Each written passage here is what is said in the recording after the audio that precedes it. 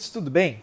Bom, a gente vai iniciar essa nossa sucessão de correções de temas a partir do tema 1, que é correspondente evidentemente à aula 1, que trata de questões acerca das substâncias puras, do que é matéria, do que é partícula, trocas de estados físicos, que, como a gente conversou na aula, aparentemente parece ser muito fácil, né? Os alunos pensam, mas isso é muito barbado, é muito simples, são conceitos ordinários, ou seja, comuns, estou habituado a ouvir, não tem dificuldade. Entretanto, como as questões de vestibular têm o intuito de selecionar, os alunos, os estudantes, os candidatos, vocês bem sabem que eles deturpam sentidos, usam palavras de formas confusas, então é importante que a gente respeite bastante essa primeira parte, vocês vão perceber isso em algumas questões do tema. Então, vou parar de falar, vamos começar agora a correção do tema. Eu vou mostrando para vocês as associações com os conceitos vistos em aula.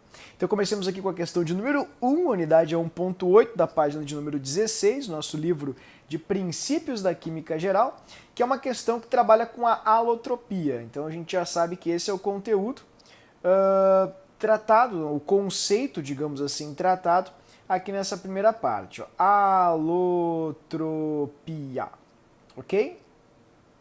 Comecemos assim, então. Na URGS atua o único grupo de pesquisa da América do Sul que produz diamantes sintéticos. Estes são, do ponto de vista químico, iguais aos naturais. É químico, né, pessoal? Não, como pode dizer, não pode vender um diamante falso no lugar de um verdadeiro. Né? Então, o valor comercial dele para a indústria das joias é um, para a indústria petroleira, para a indústria de materiais, enfim, é outro, né? Porque ele é bastante duro, então ele é usado nas prospecções de petróleo, ele é usado como um material para cortar outros, haja vista que ele é extremamente duro, e ser duro significa ser capaz de cortar ou riscar outros materiais, ok?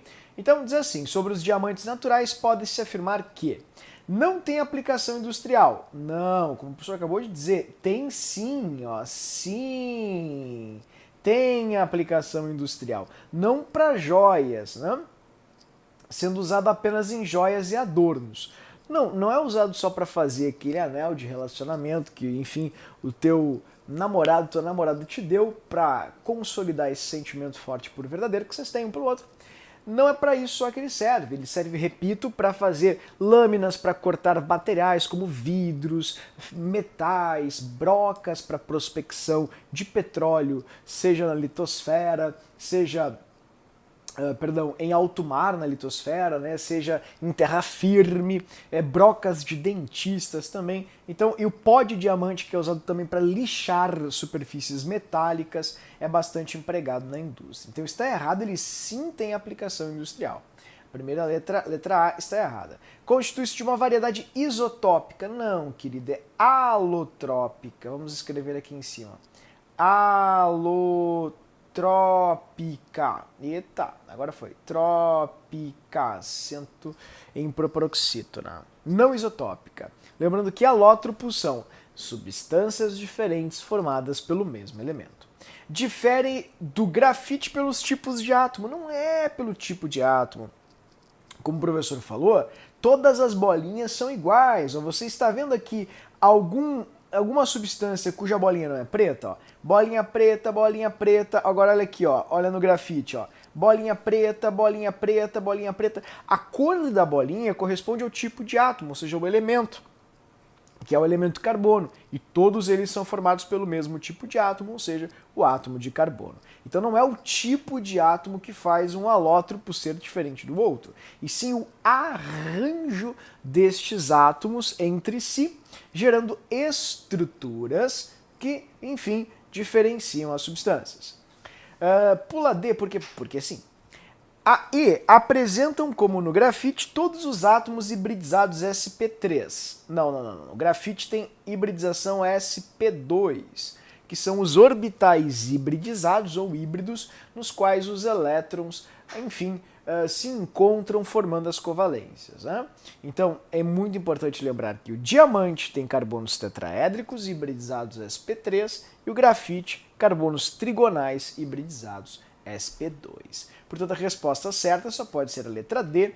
Sua dureza pode ser atribuída às rígidas ligações covalentes da sua estrutura tetraédrica. Tá certo? Os átomos de carbono no diamante formam tetraedros. E esta sucessão de tetraedros é que gera essa substância tão valorosa para a gente como joia ou como, enfim, um produto para fins industriais. Ok? Então, a resposta certa é a letra D. Caso você não entendeu muito bem SP2, SP3, o professor comentou por alto, mostrou até nos aplicativos o que significa. São lugares ao redor do núcleo onde os elétrons se encontram, né? Por exemplo, ó, sp2 é isso aqui. Eu vou mostrar para ti rapidamente. Não tão rapidamente. Deixa eu ver se eu consigo agora. Não consegui. Derrota moral. Né? Agora eu vou conseguir. Pronto, pronto. Deixa eu só fazer aqui. Pronto, agora vai. Ó, tá aqui, ó. O que é um sp2? Estas coisas, esses balõezinhos que vocês vão ver aqui, tá vendo esses balõezinhos aqui, ó? Estas coisas são sp3, sp2, são orbitais nos quais os elétrons acabam, enfim, circulando, orbitando, se movimentando. No caso aqui, todas são ligações do tipo sp3, né? Todos os carbonos são hibridizados sp3. sp2 é quando fica ali um vermelhinho, são orbitais que não estão, não tem interpenetração, não tem sobreposição, tem apenas uma aproximação. Eu peço, por favor, que vocês me deem uma licença poética, teremos uma aula só sobre isso na parte de atomística e de números quânticos. Então, se alguém tiver interesse, pode olhar no canal, ali a aula de números quânticos, o professor explica tudo isso bem a fundo. Agora apenas, enfim, reitero que sp2 e sp3 são lugares ao redor do núcleo onde nós encontramos os elétrons, ok? Resposta certa, então, da questão 1, letra D. A próxima questão do tema é a questão de número 8, uma questão muito fácil, que traça aqui temperaturas de derretimento e temperaturas de fervura. Então, o que a gente precisa se dar conta aqui nessa questão é, deixa eu mostrar aqui para ti, ó, pronto, colocar um pontilhadinho, já está pontilhadinho. Desta temperatura aqui, vamos colocar um pouco maior para ficar mais visível. Pronto, aqui aumentou a espessura, fechou. Desta temperatura para cá, assim, a gente tem a substância sólida. Dessa temperatura para cá, ela está líquida. E se passou dessa temperatura aqui, ela vai estar gasosa, ok? Então daqui para cá, deixa eu colocar a flechinha para ti, daqui para cá a substância está gasosa. Vou colocar um gás aqui, gás ou vapor, certo? Então, beleza, vamos lá, vamos dar uma olhadinha então nas informações para ver quais são as alternativas que condizem com os estados físicos. Em relação, considere os pontos de fusão e ebulição das substâncias a 1 atm. Em relação a estes dados, é correto afirmar que o benzeno é um líquido a uma temperatura de 90. Vamos tentar colocar a temperatura de 90 aqui nessa tabela. Primeiro achei o benzeno, 90 é acima de 80. Então se 90 é acima de 80, ele é gasoso, não líquido, está errado. B, a acetona é sólida a menos 10. Então você pega a acetona, faz asterisco, menos 10. Coloca menos 10 aqui nessa linha, nessa escala. Menos 10 ficaria aqui, ó, acima de menos 94 e abaixo de 56. Então é líquido e não sólida. Carbono é gasoso a uma temperatura de 70. Tetracloreto de carbono. Você marca tetracloreto, você procura 70, que é acima de menos 22,6 e abaixo de 76,8. Logo estará no estado líquido. D, a 0 as 3 substâncias são sólidas. Então eu vou tentar achar 0 ali, né? 0 para o primeiro, 0 fica aqui embaixo, sólido. 0 graus Celsius para o segundo. Não, 0 para o segundo fica aqui, ó. E aqui é líquido, então está errado, não são todos sólidos. Então só sobra a letra E como resposta certa, a temperatura de 50, as 3 são líquidas. Vamos achar 50, 50 ficaria aqui. Deixa eu colocar numa outra cor para não confundir. Deixa eu botar aqui um laranjinho, coral, né? O nome dessa cor. Ó, 50 graus Celsius, fechou? No de baixo, onde ficaria 50 graus Celsius? Ó, ficaria abaixo, concorda comigo? Deixa eu botar o 0 mais para cá. o menos 10 mais, para cá ainda também, vou colocar menos 10, colocar o zerinho, ó, pronto. Vamos colocar aqui os 50. 50 iria aqui, ó, 50 graus Celsius. Abaixo de 56 é líquido. E a próxima, 50, 50 também, ó, fica aqui, tá vendo? Abaixo de 76, então também seria líquido. Portanto, 50 graus Celsius é a temperatura em que todos estão líquidos. Resposta certa e tá, letra E. Fechou? Questão de número 10, uma questão muito errada, eu tenho certeza que vários de vocês devem ter tido problemas nela. Então vamos tentar tirar os problemas. 3 amostras materiais designadas por 1, 2, 3 foram submetidas a processos de análise. O que é análise, hein? Análise, pessoal, é uma reação de quebra. Chama-se também de decomposição.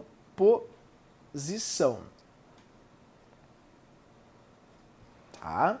Então, a análise ali não é aquela análise de observação, de constatação, de averiguação, investigação. É análise de lises, do grego, quebra, não é? Ou decomposição. Então vamos lá. É um gás incolor que liquefaz a menos 183 e quando submetido a processos usuais de decomposição, nesse caso a análise tem a ver também com a investigação. Mas quando ele sofre um processo de decomposição, permanece a mesma substância. Tá? Então isso é interessante. O que significa? Primeiro, se ele é um gás que liquefaz a uma temperatura fixa, isso é característica de substância pura. E também de misturas eutéticas, é fato, né? Ou no caso azeotrópicas, né? Que são as que têm o ponto de ebulição constante, mas também é característica de uma substância pura. Entretanto, ele fala que são processos usuais de decomposição. O que são processos usuais de decomposição? São processos físicos. Não entendi. São processos simples, tipo fervura, filtração, catação, ou seja, processos que não requerem reações químicas. Então, a análise inicial do professor aqui está equivocada. A análise que eles estão fazendo menção é uma análise mesmo de investigação. Retiro o que eu falei inicialmente. Tudo bem? Eles não foram para este lado, certo? Então, eu não entendi nada do que tu explicou. Que difícil. Tá, então pensa assim comigo. Liga um aspirador aí. Ligou? Beleza. Agora desliga. O que tu fez foi aspirar, fez uma sucção de ar. O ar passou pelo filtro. Pergunta, deixou de ser ar o que passou pelo filtro? Se a resposta foi não, é porque não houve uma mudança química. Vamos supor que o ar seja feito só por oxigênio. E aí você liga o filtro, o aspirador. O que vai passar pelo filtro vai ser oxigênio. E não vai deixar de ser oxigênio. Vai continuar sendo oxigênio. Portanto, não houve uma separação.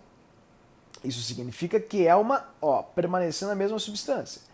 Significa que a primeira amostra só pode ser uma substância. Péssima explicação, não entendi nada. Tá, então vamos pensar assim. Vamos supor que você tenha ligado o filtro de novo. E aí depois que você ligou o filtro, você percebeu que no filtro ficou um pó, né, e passou o ar pelo filtro. Então você tem dois componentes. Tem o ar que passou pelo filtro, que é um componente, e tem o pó que ficou no filtro, dois componentes. Então, depois de fazer esse processo usual, simples de separação ou decomposição, você obteve duas coisas. Ou seja, não foi a mesma substância, você obteve o pó e o ar que passou pelo filtro. Nesse caso que ele cita aqui, depois de ter feito um processo comum, como por exemplo ligar um aspirador, que gera um processo de filtração, permaneceu a mesma substância, entende? Ou seja, significa que o filtro não separou componentes. E isso significa que na amostra não havia componentes diferentes, e sim uma única espécie. E a gente chama isso de substância. Portanto, a amostra 1 é uma substância. Ok? Não lê a segunda, querido. Vai direto para as eliminações. Tu risca a letra E, mistura, tá errado. Risca a letra D, solução. Solução é sinônimo de mistura. A gente vai tratar isso agora nessa nossa próxima aula, que vai falar de misturas homogêneas e tal, né? Então, uma solução é uma mistura homogênea. E aí a gente tem substância pura simples e substância pura. Então, eu não sei se é uma substância pura simples ou pura composta, mas é uma substância pura. Lembrando que puro não é uma categoria dentro dessa classificação, simples e composta. Não, toda substância é pura. Tudo bem? Então não esqueçam disso.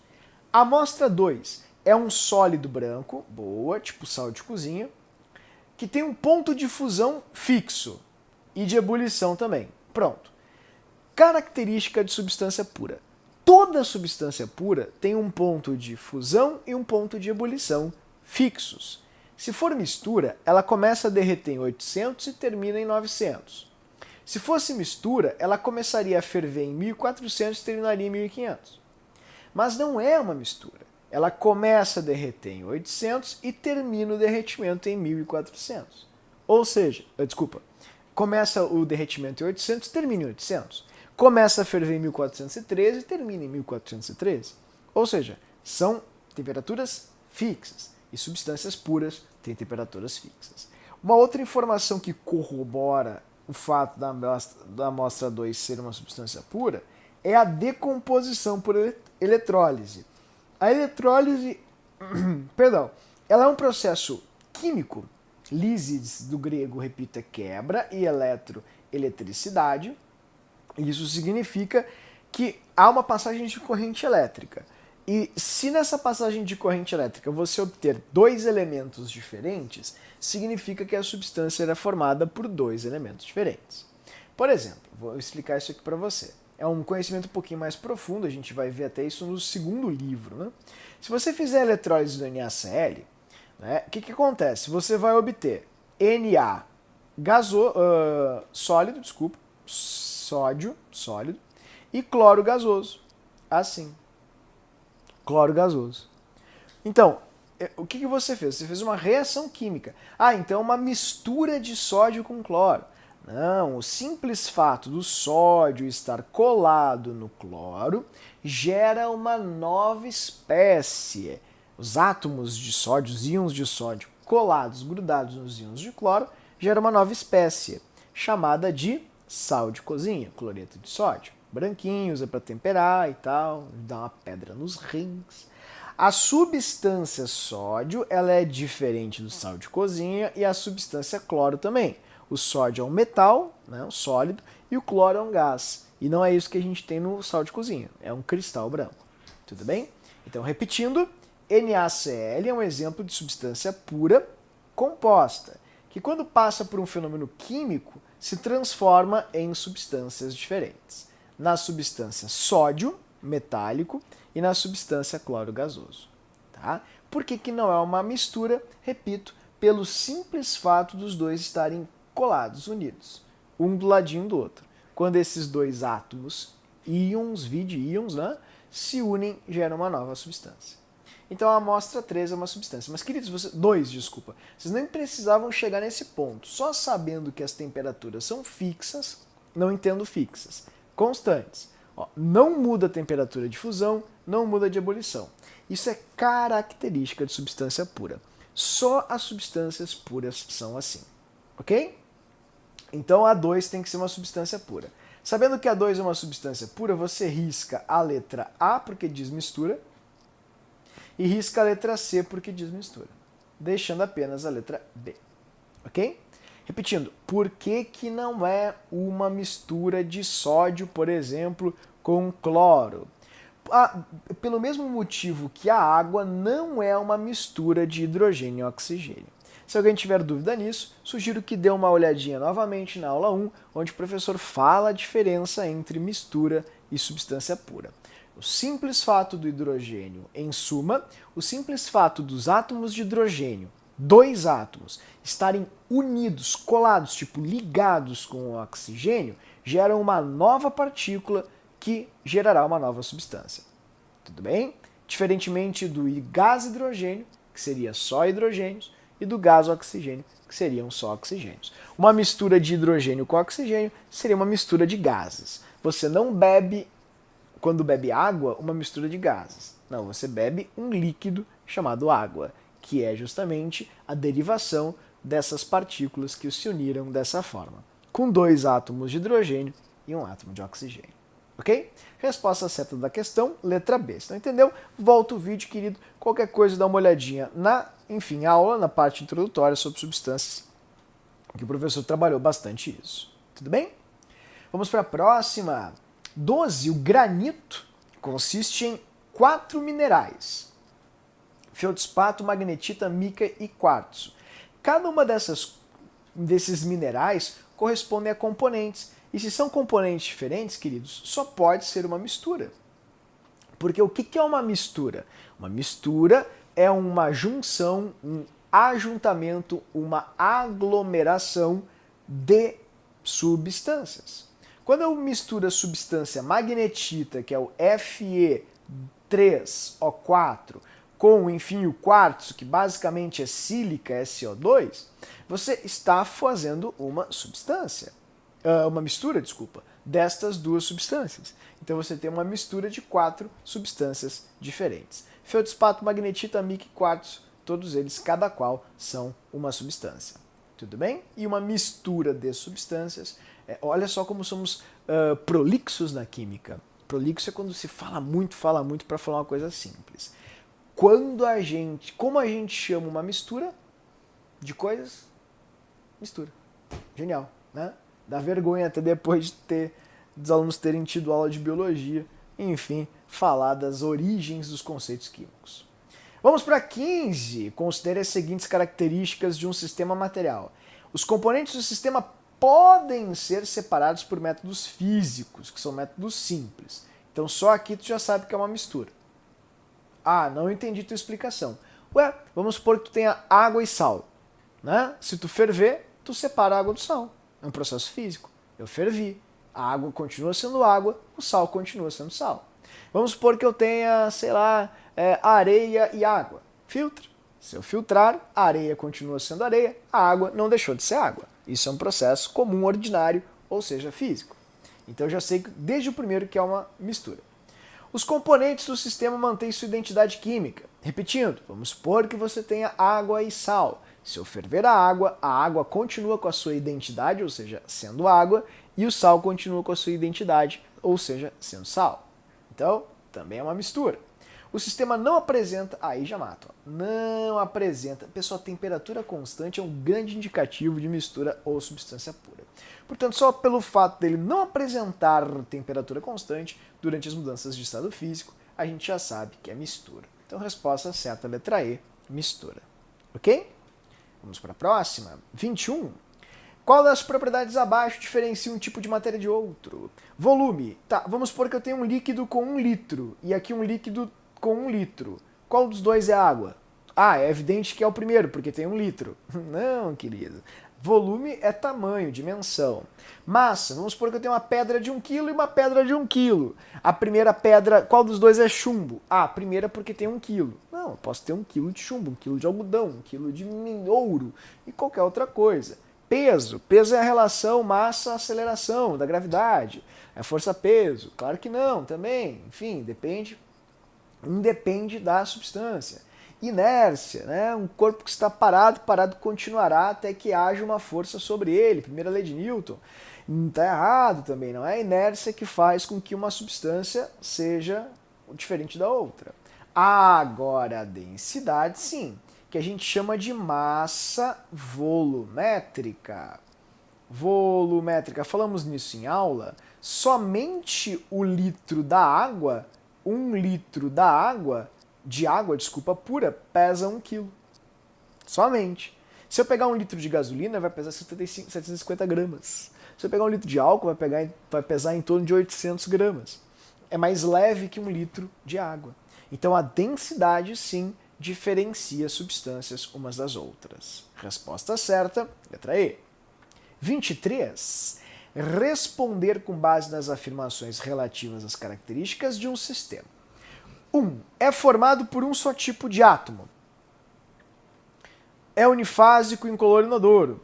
Apresenta pontos de fusão e ebulição constantes. Resiste a processos comuns de funcionamento.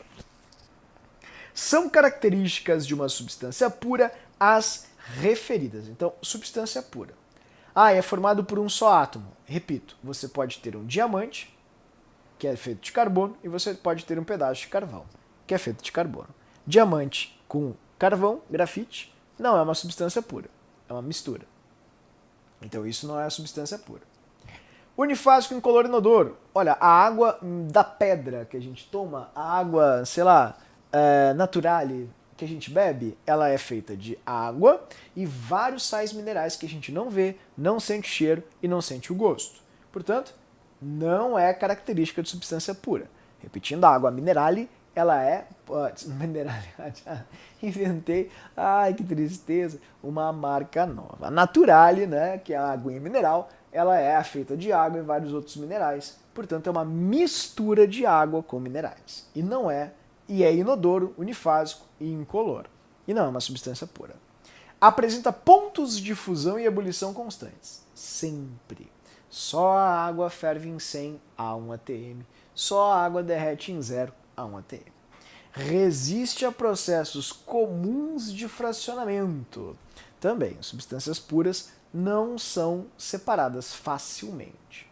Eu nunca entendo isso. Vai ficar muito mais claro na nossa aula 2, queridos, quando trabalharmos com técnicas de fracionamento. Se alguém tiver interesse, essa aula já está gravada ali no grupo, é só procurar aula 2 do livro 1, ok? Então, resposta certa, 3 e 4, letra E. Próxima questão. 26. Dentre as associações abaixo, só não é possível afirmar que o ácido sulfúrico, que é H2SO4, é uma substância composta, tá certo, é composta por 3 elementos diferentes. Álcool com água, né, hidratado, é uma mistura, tá certo. Homogênea porque tem uma fase. Trabalharemos agora em classificação de sistemas na segunda aula. Ozônio, não, composto não. O ozônio é O3, então se o ozônio é O3, ele não pode ser um composto, ele é uma substância simples. Portanto, resposta certa, letra C. A 29 muito provavelmente tenha causado vários problemas, tirado o sono de muitos de vocês. Então vamos resolver a 29 para que vocês fiquem mais tranquilos. Estes gráficos são gráficos clássicos de curvas de pressão de vapor. O que é isso? Lembra daquele gráfico que eu passei para vocês chamado diagrama de fases? Tá aqui a flechinha para cima, tá aqui a flechinha para cá de temperatura e pressão. E aí eu fiz um gráfico para ti assim, Ele tinha uma linha aqui, era o gráfico tacinha. Lembra? Até a pessoa falou, o líquido vai sempre dentro. A pressão de vapor, pessoal, a curva de pressão de vapor, perdão, ela é exatamente esse trechinho aqui. Então eles fazem assim, eles arrancam de cada substância essa curvinha e colocam ela aqui. Ou seja, a substância A, B e C representam as curvas de pressão de vapor de cada uma dessas substâncias. As curvas A, B e C. Então é como se você tivesse aqui para o A um gráfico, para o B o gráfico dele e para o C o gráfico dele. Só que ao invés de mostrar os 3 gráficos, eles mostram apenas esse trechinho do gráfico, que é a curva de pressão de vapor. Como é que tu sabe? Porque o vapor é a passagem do líquido, tu obtém a partir da passagem do líquido, né, para o gás. É aí que a gente obtém o vapor. Portanto, é uma curva que separa o estado líquido do estado gasoso. Não entendi. Basta você escrever antes da curva líquido, depois da curva gasoso. Antes da curva líquido, depois da curva gasoso. Antes da curva líquido, depois da curva gasoso. E aí você vai se situar direitinho nesse gráfico. Então, como funciona? A temperatura, tá vendo? Ela cresce para a direita. Quanto mais para a direita, maior a temperatura. Então você esquenta as coisas indo para a direita. Você começa, estou esquentando. Passou da curva, ferveu A. Esquentando. Passou da curva, ferveu B. Esquentando. Passou da curva, ferveu C. Se não passou, não ferveu. Tudo bem? Então vamos começar as leituras das questões pela letra A. Beleza, considere os gráficos abaixo. Quanto às propriedades das substâncias, é correto afirmar que as 3 têm a mesma temperatura padrão de ebulição, mas uma mentira deslavada, né, pessoal? Cada substância tem a sua própria temperatura de ebulição. Quer ver uma coisa? A A tem essa temperatura que é a dela. A B tem essa temperatura que é a dela e a C tem essa. Porque estas curvas são os pontos de ebulição, como nós conversamos antes nesse gráfico que separa o sólido do líquido do gás. Tudo bem? Bom, então tá errado. B, a substância C é a mais volátil. Volatilidade vai de encontro com a temperatura de ebulição ou de fervura. Quanto mais baixa for a temperatura de ebulição, com menos temperatura um líquido ferve. Ou seja, vamos supor que você esteja analisando a substância A. Quando você está a 30 graus Celsius aproximadamente, a substância A está quase fervendo. Na verdade, fervendo, perdão. Se você estiver a 20, a A ela vai estar quase fervendo. Ela vai estar aqui, e ferve aqui. A 20, olha só, está muito distante da temperatura de fervura da B. Então a B está começando a ensaiar um vaporzinho a 20 graus Celsius. Portanto, a volatilidade, queridos, ela vai crescer de forma contrária, à temperatura de ebulição. Quanto mais baixa for a temperatura de ebulição, mais volátil será um líquido. Então, o mais volátil dos três é o A, e o menos volátil é o C, que é justamente o líquido que precisa de mais energia para evaporar. Lembrando que volatilidade é a capacidade de evaporação. Então não é a C, é a A. Está errado a letra B. C, a 20 Celsius e 760, A se encontra no estado gasoso. Bom, daí você tem que marcar 20 e 760. Então eu vou marcar aqui, Eu vou pegar aqui 20 e 760. Vamos lá? 20 está aqui, vou até o 760. 20 e 760 está aqui. E essa região é líquida. Está dentro ainda do gráfico que parece uma tacinha na área dos líquidos. Portanto, ela não chegou no estado de gás ainda. Lembrando que ela só chega no estado de gás quando ela passa dessa curva e vem para cá. Aí ela é gasosa. Se não, não. Então está errada a letra C. A A é gasosa. Não, querida, é líquida. Está errada a letra C. Pula D, por quê? Porque é sim. E, a 90 e 760, A é gasoso, B e C são líquidos. Vou ter que testar. Então eu vou pegar 90 aqui, eu vou pegar aqui no meio e vou até 760. Fechou? Agora a gente vai pegar uma flechinha e a gente vai começar a ir até lá. Vamos começar pelo zero. Comecei. Ferveu o A. Ferveu o B. E parou aqui. Mas não ferveu ainda o C, porque eu não passei pela curva do C. Só quando eu passo pela curva do C que o C ferve. Tudo bem? Então, A e B estão no estado de gás. O B está gasoso também, não está líquido. Então a resposta certa é a letra D, 80 e 600 milímetros. As substâncias A e B são gasosas e C encontram no estado líquido. Então você vai fazer assim, você vai pegar aqui uma flechinha, uma setinha, desculpa, e vai traçar em 600. Tá bagunçado, eu sei, mas vai ficar fácil para você entender. Vou limpar as coisinhas aqui, tá? Vou limpar tudo aqui. Pronto. E agora a gente vai começar a verificar isso. A gente vai começar a verificar quem ferveu, quem não ferveu. Tá? Daí você, qualquer coisa, volte no link ali, no vídeo, volta um pouquinho para enxergar melhor isso. Vamos pegar 600, fechou. Beleza? Vamos lá. Ele te dá 680 graus Celsius. 80 está aqui, vamos lá. Prontinho, o ponto é esse. Vamos pegar a nossa flecha? Vamos fazer com a flecha. Começou. Flecha. Começou. Ferveu A, ferveu B e não ferveu C. Então, A e B são gasosos e C encontra-se no estado de líquido.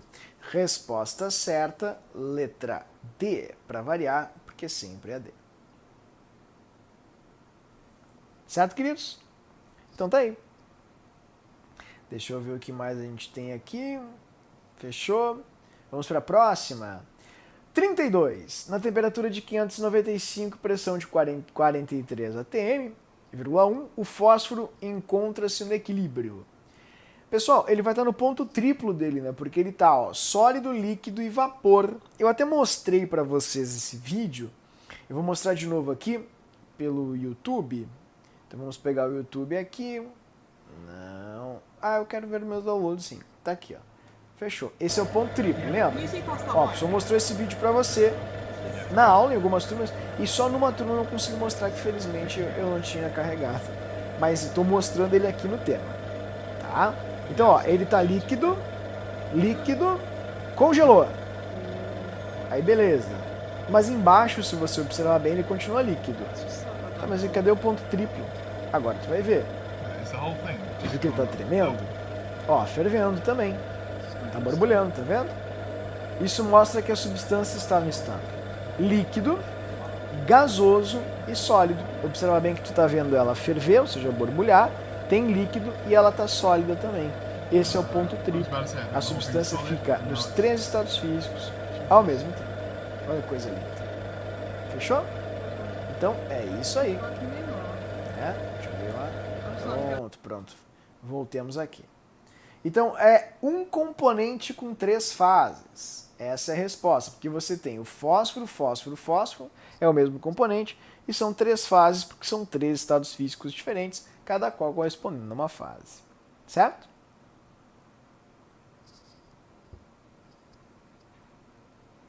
Próxima questão do tema 36. Considere as seguintes informações a respeito do processo de cozimento dos alimentos na panela de pressão. Esse processo é mais eficiente porque os alimentos são submetidos a uma temperatura mais elevada do que aquela que é possível atingir numa panela convencional. Sim, porque a pressão de fora, né, da panela de pressão, ela faz com que seja mais difícil de haver evaporação. Então, a evaporação, ou seja, a formação do vapor, ela se torna mais complexa, mais complicada, por causa da pressão feita sobre o alimento, né? Sobre o líquido, desculpa. Então, tu precisa de mais energia daqui de baixo para cima para que se consiga mais vapor, para que se, enfim, rompa essa barreira. E mais energia significa maior aquecimento. Então, o líquido fica a uma temperatura mais alta. Por isso que a panela de pressão ela consegue cozinhar mais rapidamente os alimentos. 2. O fornecimento de calor pode ser diminuído, ou seja, o fogo pode ser abaixado quando a panela de pressão começa a soltar vapor. Bom, aí eu mostrei para vocês na aula com esse aplicativo aqui maravilhoso do FET. Esse aqui, ó. Olha que legal esse aplicativo. Ó, várias e várias vezes o professor já mostrou ele para vocês, para que vocês pudessem enxergar melhor isso. Vamos de novo? Vou mostrar mais uma vez. Ó, peguei a água, botei aqui. Ó, peguei o termômetro, tá vendo? Comecei a esquentar. Vou colocar aqui a energia. Tá vendo a energia subindo? Ó, tá aumentando a energia interna do sistema. Mais energia, temperatura subindo. Tá vendo a fumaça se formando ali? Tá vendo nada. Agora tu viu. Olha a fumacinha se formando ali. Isso. Tá vendo que a temperatura não passa do mesmo valor? Agora eu vou abaixar o fogo. Ó, abaixei o fogo. Tá vendo que quando eu abaixo o fogo, continua aumentando a energia? Ó, tu viu que a temperatura não mudou? Então, quando você ferveu a água, você pode abaixar o fogo, porque a quantidade de energia fornecida pelo fogo baixo ainda é suficientemente alta para ferver a água. E fervura significa temperatura máxima na situação em que se atinge a máxima temperatura de um líquido. Isso é a fervura. Tudo bem? Então tá ali, ó, a pessoa está fornecendo energia ainda, mesmo com fogo baixo. Certo? Então tá aqui, deixa eu ver o que a gente tem na próxima. Está certa a primeira, está certa a segunda também. A panela de pressão começa a soltar vapor quando a pressão interna atinge um valor igual à pressão ambiente, mantendo-se... Não mantém nesse patamar, porque a pressão ambiente é de 1 atmosfera, e a pressão da panela de pressão é maior que a de 1 atmosfera, justamente por ser fechado e os vapores criarem muita força sobre o líquido, dificultando assim a passagem do líquido para o vapor. Então o líquido precisa absorver mais energia para poder virar vapor, aumentando assim a sua temperatura. Então está errado, repito, o erro está aqui, ó, mantendo-se nesse patamar enquanto durar o processo. Não, ele não fica com uma pressão de vapor igual à da pressão ambiente. Ele fica com uma pressão de vapor maior do que a pressão ambiente. E a panela de pressão começa a soltar vapor quando a pressão interna atinge um valor igual à pressão ambiente. Não necessariamente, pode ser maior, né, pessoal? Por quê? Porque tem uma válvula de segurança que começa a liberar o vapor só quando a resistência interna chega ao limite, né, dado pelo próprio material e pela própria válvula de segurança, certo? Então o erro crasso e principal ali é mantendo-se nesse patamar enquanto durar o processo. Aí tu fala demais, é difícil de entender. Então tá, vou te dar aí uma frase só. O que tem muito numa panela de pressão? Pressão, querido, é evidente. Então a pressão é maior do que a pressão ambiente. Fechou? Então está errada 3, certas apenas 1 e 2. Resposta certa da 36, letra C. Questão 38. Na 38 a gente tem um gráfico confuso, mas muito parecido com a questão 26 que fizemos, acho 26, que fizemos recentemente. O gráfico corresponde ao estado líquido-vapor de 3 substâncias, designadas por 1, 2 e 3. A substância 3 é a mais volátil, já falamos sobre isso. A volatilidade ela cresce de forma contrária ao ponto de ebulição. Então a mais volátil não é a 3, e sim a 1. Essa seria a substância mais volátil, porque ela tem um ponto de ebulição mais baixo, significa que com menos temperatura ela ferve tranquilamente. Está errado, não é a 3, é a 1. B. As substâncias 1 e 2 apresentam o mesmo ponto de fusão. Olha, só nesse trechinho aqui, né? De resto, não. De resto, ela tem pontos de... Ah, perdão. Eu li ebulição, é fusão. Nem tá mostrando o ponto de fusão ali, né, pessoal? Tá mostrando apenas os pontos de ebulição. Então você não tem como analisar. E também, se são substâncias, cada substância tem a sua própria temperatura de fusão e de ebulição. Então está errado isso também. Na temperatura de ebulição, a pressão de vapor, a maior pressão de vapor é a da substância 3. Não, querida, a pressão de vapor ela depende da pressão atmosférica, ou seja, da pressão a qual um líquido é submetido. Ah, que explicação difícil. Pressão na qual um líquido é submetido. Mas é verdade, ó. Vamos supor que nós estejamos a 1 atm. O que significa estar a 1 atm? Significa que a força exercida sobre o líquido é uma força, ou pressão, porque pressão é força sobre área, igual a de 1 atmosfera. Então, a barreira que não deixa as coisas irem embora aqui em cima do líquido é de 1 atmosfera. Para que um líquido consiga ferver, os seus vapores precisam fazer uma força superior a essa força feita de cima, que é correspondente à pressão atmosférica. Por isso que quando um líquido tem a pressão de vapor, ou seja, a pressão dos vapores, ou seja, a força de baixo para cima, pressão dos vapores, igual à pressão atmosférica, o líquido ferve. Aí ele está no seu ponto de fervura, ele está no seu estado máximo, de máxima temperatura, naquela condição. Tudo bem? Ah, não entendi nada, é muito difícil. Tá, então eu vou te ajudar. Ó, a 1 atmosfera, a temperatura de ebulição desse cara é essa, desse cara é essa e deste cara é essa. Mas as pressões são todas iguais. Entende? Ó, a 50 graus Celsius, a substância 1 está a uma atmosfera de vapor. A 60 e poucos graus Celsius, a substância 2 está a 1 atmosfera. E a 70, a substância 3 está a 1 atmosfera. Então, vou falar bem devagarinho. Quando um líquido está em ebulição, a sua pressão de vapor tem que ser igual à pressão atmosférica. Tudo bem?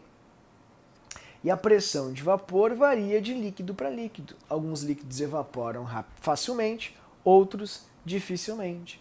Então, alguns líquidos, para atingirem essa pressão atmosférica, precisam de pouca temperatura para gerar essa pressão de vapor condizente.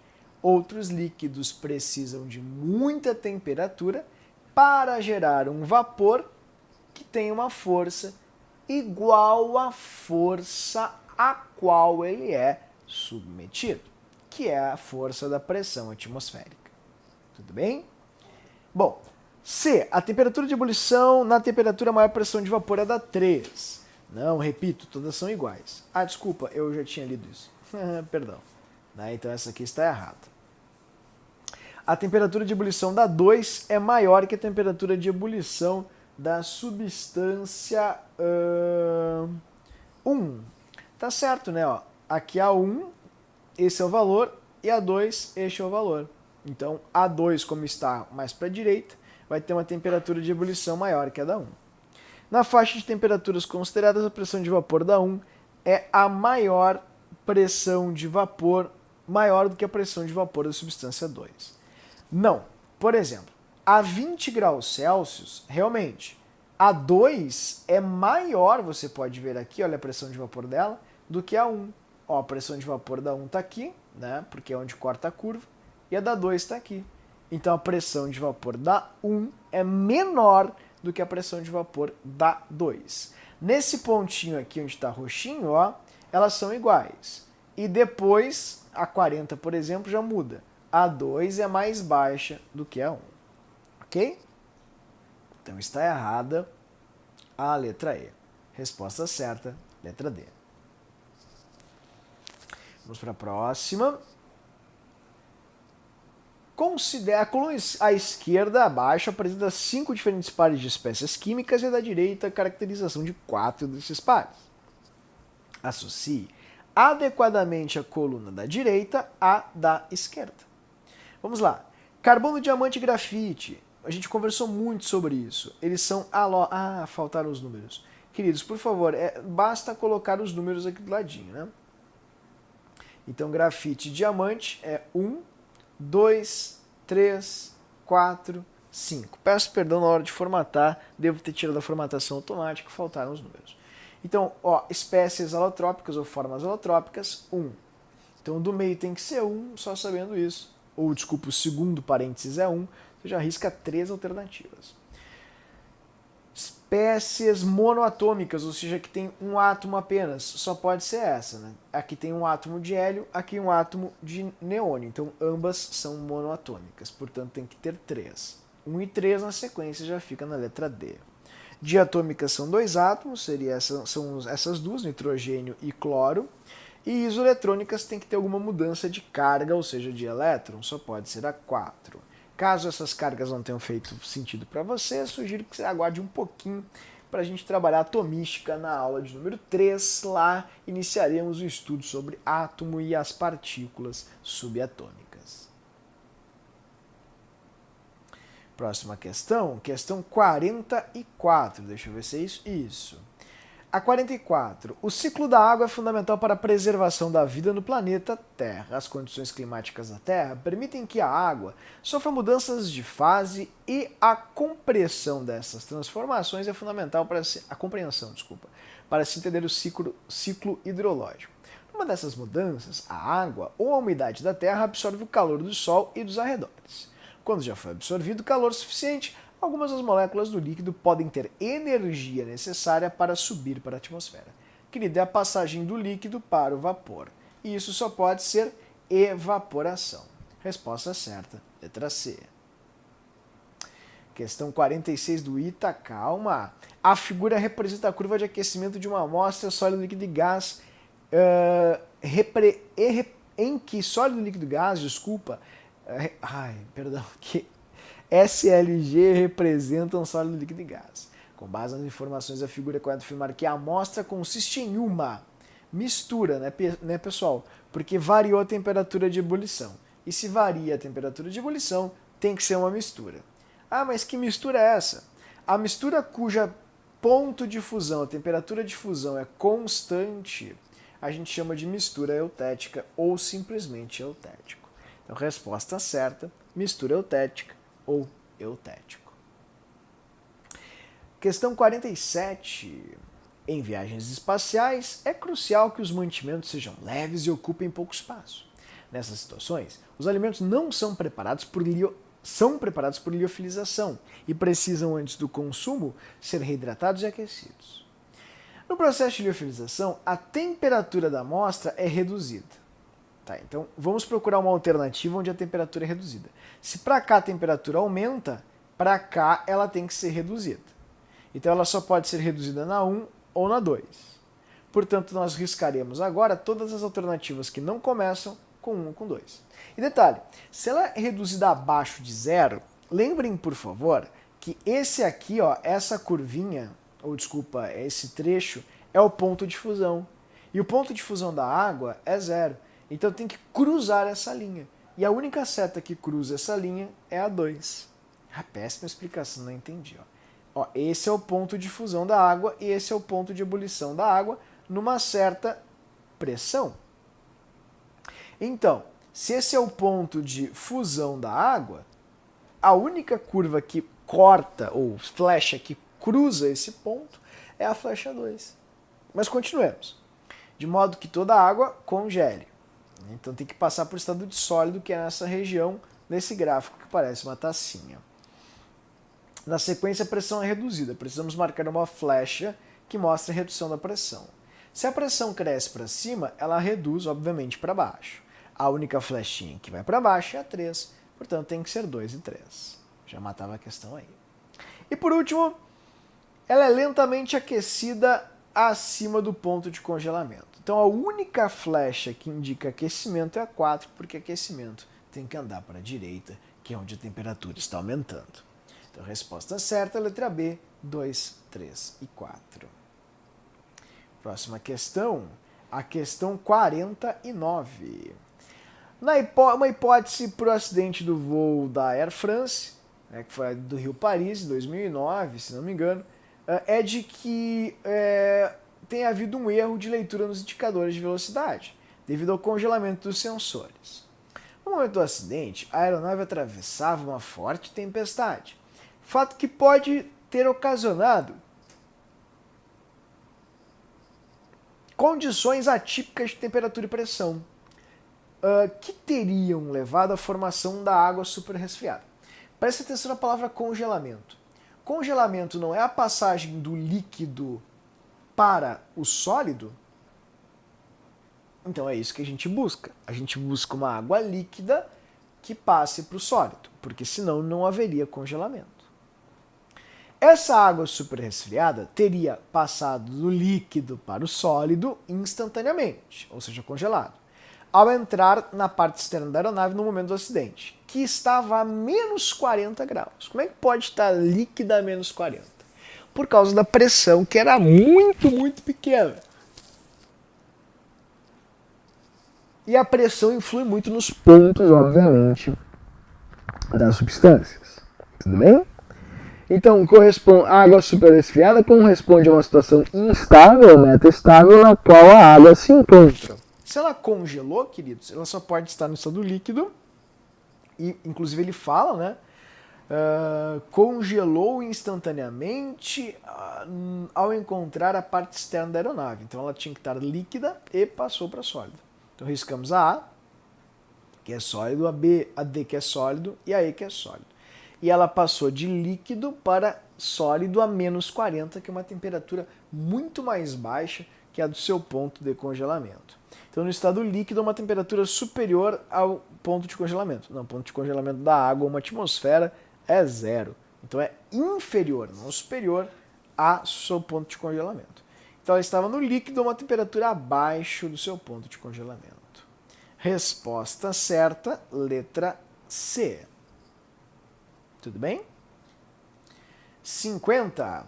Num parque temático é oferecida atração de neve artificial, obtida a partir de água da chuva e nitrogênio líquido. Pensem bem, neve é água, cuidem bem, tá? Então não é água que reage com o nitrogênio. Não, é a água que é resfriada por ajuda do nitrogênio, gerando ali então esse congelamento da água, né? Então ele diz ali, considere as afirmações abaixo sobre os processos de produção de neve artificial. 1. A neve artificial que imita o fenômeno natural é produzida pela não é reação, querido. Reação é química, faria amônia, por exemplo, em nitrogênio e água e deixaria de, enfim, ser um parque de diversões, passaria a um parque de tortura, né? Não é isso que acontece, porque a amônia é super tóxica. Então isso está errado. O nitrogênio não reage com a água de forma alguma. Ele só ajuda a congelar a água. Ah, mas é muito difícil de entender isso. Não, pessoal, temos vídeos. Vamos achar vídeos aqui. Deixa eu ver se eu acho ali um vídeo. Já achei o vídeo. Ó, esse é o vídeo. Vamos ver se ele carrega. Se tudo correr bem. Ó, tá ali o videozinho, observa bem. Ó, a gente pega o nitrogênio e joga nos balões. O nitrogênio fica a menos 95. Muito frio, muito gelado. O que acontece? Ó, o gás que tem dentro do balão acaba congelando.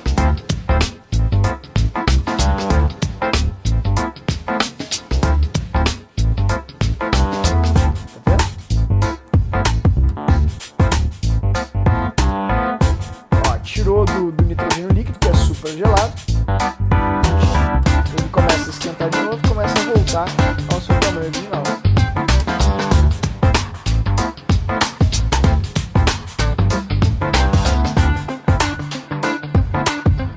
Viu só? Então tá aí. Pronto. Exemplo apresentado. Então o que acontece? Consiste em, não uma reação, né? A água ela passa por uma superfície que está refrigerada com nitrogênio líquido e ela acaba congelando instantaneamente. Então não é uma reação, não é um processo químico e sim um processo físico. Está muito errada a primeira afirmativa. Eita, errado. A fabricação de a neve artificial refere-se ao setor da criogenia, tecnologia para a produção de temperaturas muito abaixo do ponto de congelamento da água, principalmente com a utilização de nitrogênio líquido. Tá certo, né? Criogenia é uma técnica onde você abaixa a temperatura da água bastante, muito abaixo de zero, conservando muito aí as partículas e substâncias que se encontram nas amostras.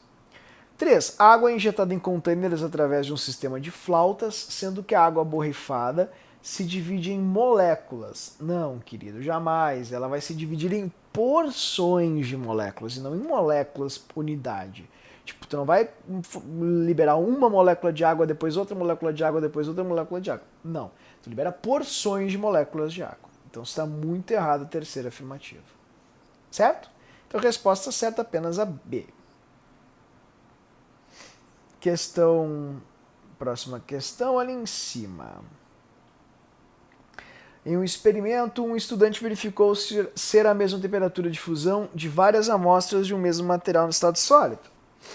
E também que essa temperatura se manteve constante até a fusão completa. Temperatura de fusão completa indica uma substância pura ou então uma mistura eutética. Considere que o material sólido tenha sido classificado como substância simples pura, tá certo? Pode ser. Teria um ponto de fusão constante. Composta, ponto de fusão constante. A água é uma substância pura composta e tem ponto de fusão constante, 0. Mistura eutética, certo? Mistura heterogênea, tá errado. Tipo, água e areia. Quando você congela água e areia, a água vai congelar, né? A areia já é sólida para começar.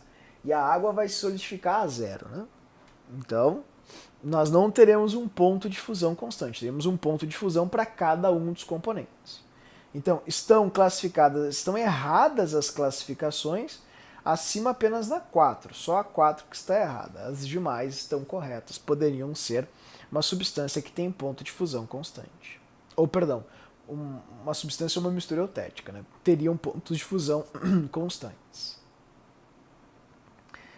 Pronto, vamos aqui na questão 60. Considere as seguintes situações químicas. Nanotubos de carbono são organizados de forma em tubos de dimensão nanométrica. O fullereno, sua estrutura semelha-se a uma bola de futebol. E o grafeno apresenta estrutura planar. Todos estes são constituídos exclusivamente por carbono, mas as diferenças nas suas estruturas propiciam aplicações tecnológicas diferentes. O nome disso, alótropos. E só isso já é suficiente para você acertar a questão. Alótropos são substâncias diferentes formadas pelo mesmo elemento. E a diferença está na estrutura com a qual estes átomos se ligam. Tudo bem? 2. A segunda, urânio na natureza é uma forma combinada em que a espécie mais abundante é o 238, o qual não é adequado para o uso para combustíveis de usinas nucleares. Assim, para melhor aproveitamento, o urânio é submetido a um processo de enriquecimento que consiste em aumentar o teor de 235.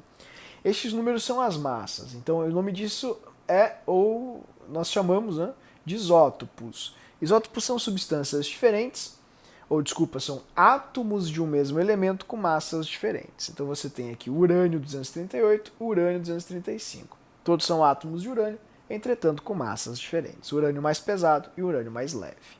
Tá? O nome disso é isótopo. Resposta certa, letra A. Não haveria necessidade, por isso que eu pus essa questão no tema, de saber a segunda situação, apenas a primeira. Vamos ver a próxima aqui. 69, vejamos, tá ali. Considere dois beckers contendo quantidades diferentes de duas amostras líquidas, homogêneas A mais B com 20 graus Celsius, que são submetidas a aquecimento por 30 minutos, sob pressão de uma atmosfera, com fontes de calor equivalentes. A temperatura do líquido contido em cada becker foi medida em função do tempo de aquecimento. Os dados obtidos foram registrados nos gráficos. Tá, então você tem estes gráficos, e lembrando que são duas amostras líquidas, então eles são líquidos, ok? Isso é bastante importante. Deixa eu botar aqui, ó, amostras líquidas, certo? Então vamos lá. Então se é líquido, aqui está havendo a passagem para o vapor. E aqui está havendo a passagem para o vapor também. Sobre os dados são feitas as afirmações. Se é uma hipótese, TA e TB são iguais, então a amostra A e a amostra B são a mesma substância. Sim, se os dois forem os mesmos, é a mesma substância. Por exemplo, vamos supor que o primeiro seja 100 e o segundo seja 100, a gente sabe que é água. Só a água ferve a 100. 2. Se as amostras A e B são constituídas pela mesma substância, então o volume da B é menor que o da A. Tá certo também. Porque ó, a A começou a ferver em 20 minutos e a B em 10. Como a quantidade de calor depende da quantidade de matéria, é evidente que quem tem menos matéria vai absorver menos calor para ferver, e quem tem mais matéria vai absorver mais calor para ferver. Ferver uma caneca de água demanda menos calor do que ferver uma panela de água, né? Então a segunda afirmativa está correta. 3. A amostra A é uma mistura, não é uma mistura, querido, porque a temperatura é constante, né? Em que o líquido predominante é aquele constituído pela amostra B. Está errada. Então apenas a 1 e a 2 estão corretas, a 3 está errada. Ah, mas e se for uma mistura eutética? Olha, se for uma mistura eutética, as temperaturas não podem ser iguais, né? Então azeotrópica. As temperaturas não podem ser iguais. Por quê? Porque a gente teria uma temperatura diferente para essa mistura azeotrópica, né? A temperatura que ficaria ou no intermédio entre os dois líquidos ou de acordo com o líquido predominante. Tudo bem? Então está errado. Se fosse uma mistura, teria que ser variável e não, enfim, constante. Pensem por esse pressuposto.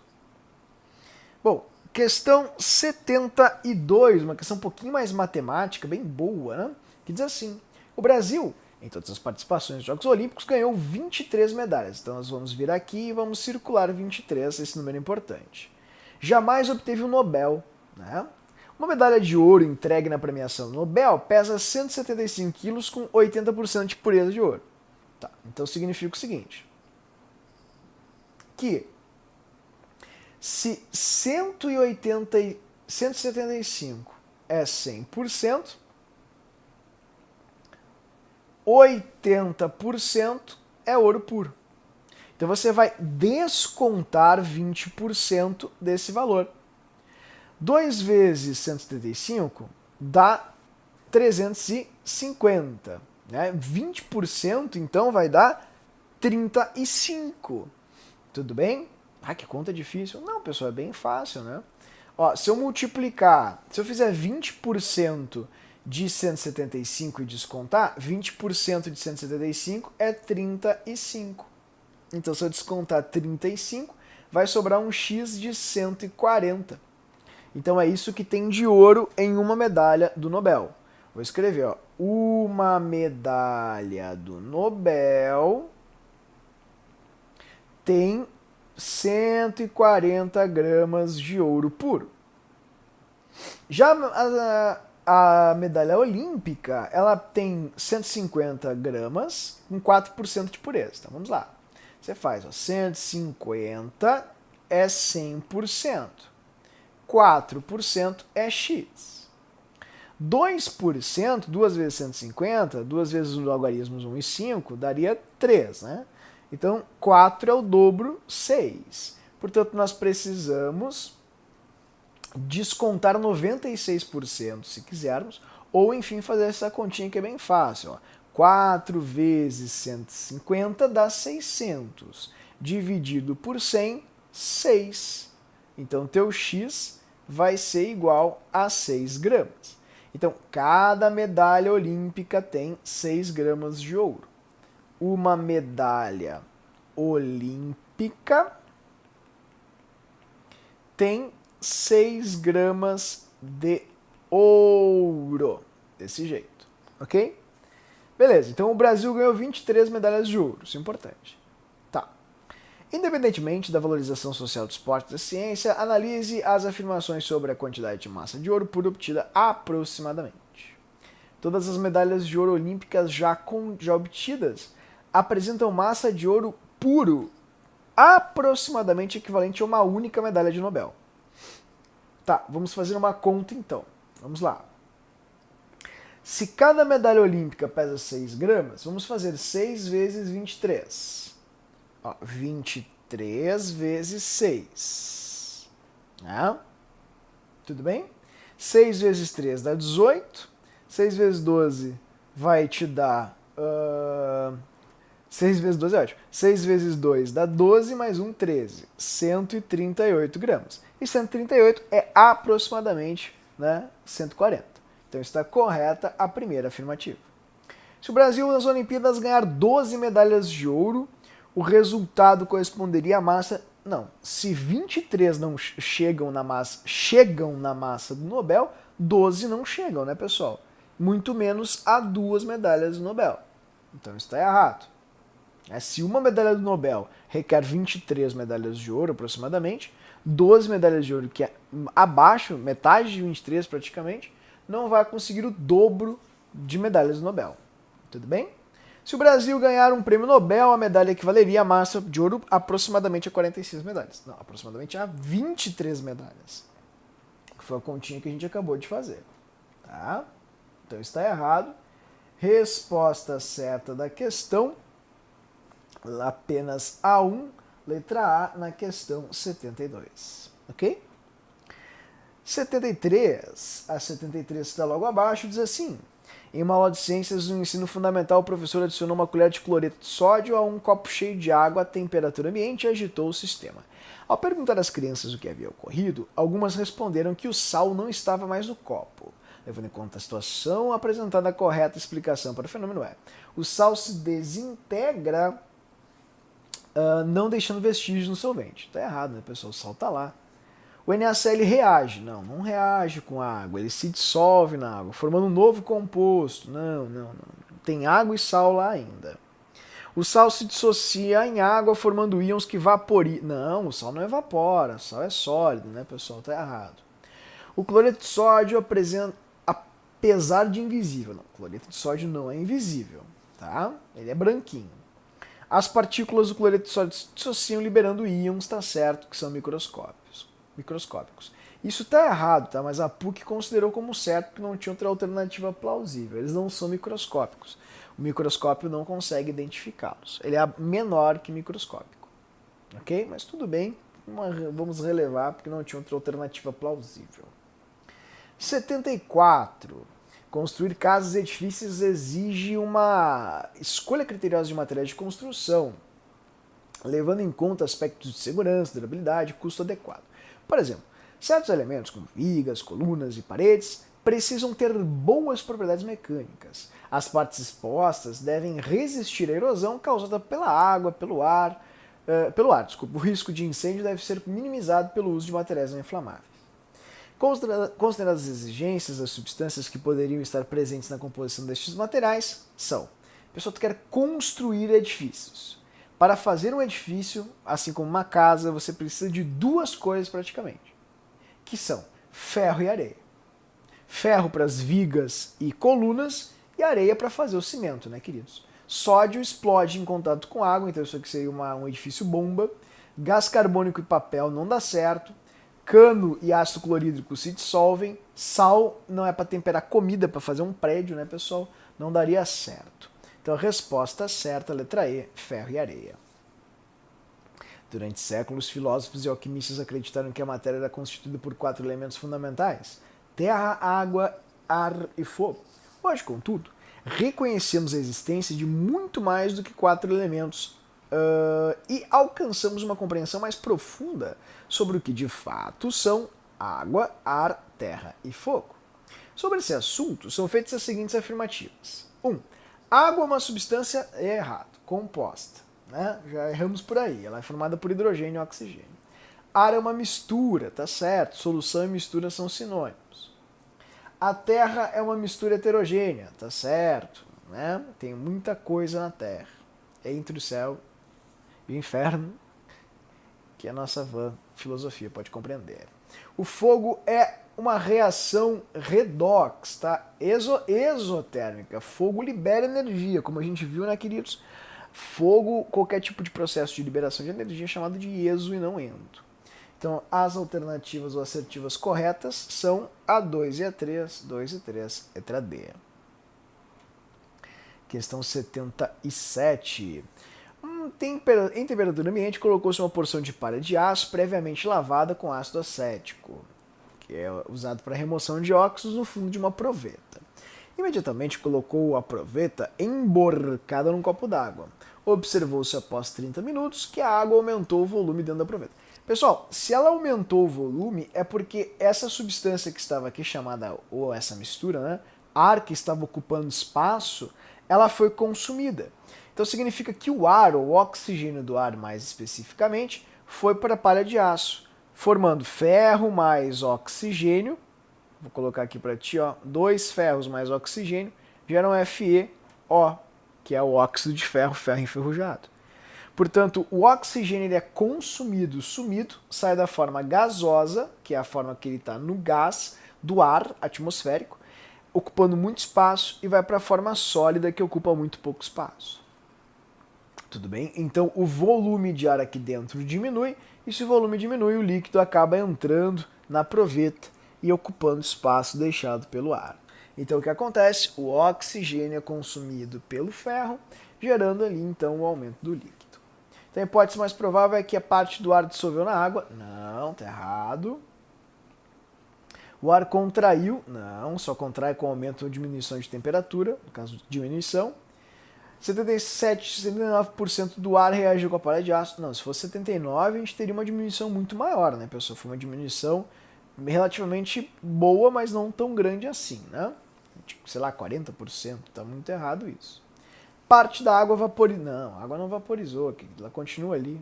O oxigênio do ar reagiu com o ferro, desocupando o lugar. E aí o lugar é ocupado pelo líquido. Tá certo? Então, resposta certa, letra E. Questão 78. O diagrama de fases da água apresentado abaixo permite avaliar o estado físico de uma amostra de água em função da pressão e da temperatura às quais são submetidas. Com base no diagrama de fases da água, considere as afirmativas abaixo. A patinação do gelo ocorre pois a pressão que a lâmina dos patins exerce sobre o gelo provoca fusão, tá certo? Ela faz muita pressão, muita força. Tem o atrito ali também, o atrito esquenta, a água derrete. E aí, como ela derrete, forma o líquido diminui o atrito entre a lâmina do patins e o gelo, gerando ali uma fluidez, né? Fica escorregadio. Então está correto. A utilização de panela de pressão acelera o cozimento dos alimentos, pois possibilita o aumento da temperatura de ebulição da água. Sim, O excesso de pressão faz com que a água necessite de mais energia para poder ferver. Logo, a água precisa de mais calor, ferve a uma temperatura mais alta, os alimentos são cozidos a uma temperatura mais elevada.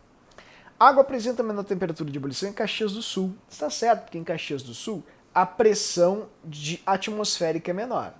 Quanto menor for a pressão atmosférica, menor é a pressão de vapor que o líquido precisa para ferver.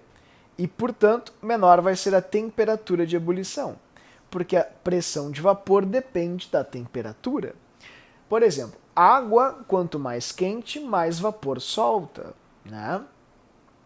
E, repito, um líquido entra em ebulição quando a pressão dos seus vapores é igual à pressão atmosférica.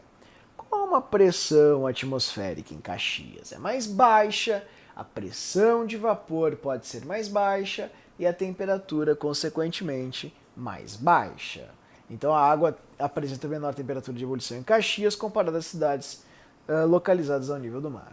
Tá certo. Resposta certa, letra E, todas estão corretas. 79. A adição de sal na água reduz seu ponto de congelamento devido ao efeito crioscópico. A presença de 23% de sal pode reduzir seu ponto de congelamento a menos 21 graus Celsius, formando entre ambos uma mistura eutética, ou seja, de ponto de fusão constante. Se o Na sólido for adicionado ao gelo acima da temperatura, parte desse gelo se fundirá e ocorrerá a dissolução do sal adicionado.